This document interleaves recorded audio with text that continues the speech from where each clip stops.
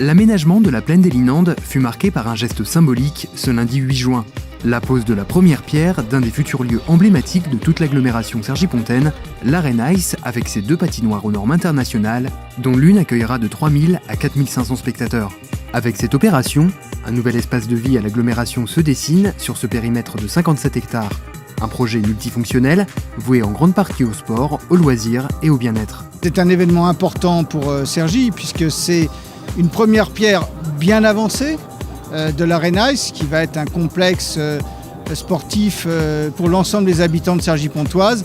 À la fois un projet qui est un projet sportif, de loisirs, mais aussi un projet d'entreprise. Je pense que c'est une nouvelle conception de la ville, c'est la ville que nous voulons.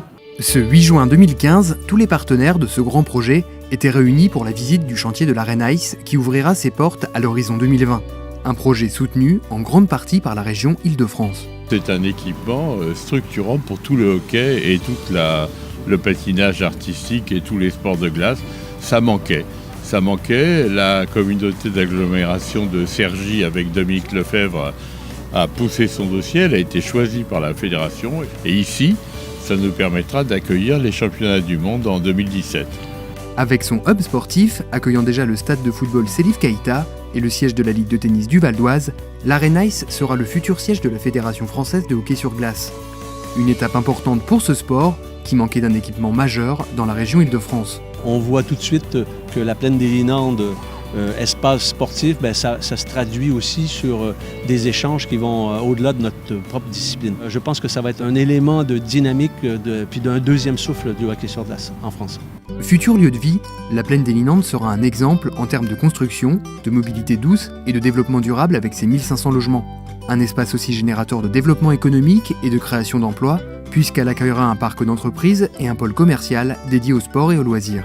Qu'il fasse beau, qu'il fasse moins beau, on pourra pratiquer tous les sports à Cergy dans les meilleures conditions qui soient. Et pour un ministre des Sports, il n'y a pas plus bel exemple que cela, voir des communes qui investissent dans les infrastructures pour permettre à leurs concitoyens de pratiquer les sports. Ça va être un pôle d'attractivité. Je pense qu'on viendra de loin à Cergy-Pontoise sur la plaine des Linandes et à l'Arena Ice, parce qu'on y trouvera du loisir, on y trouvera de l'hébergement, on y trouvera de la restauration.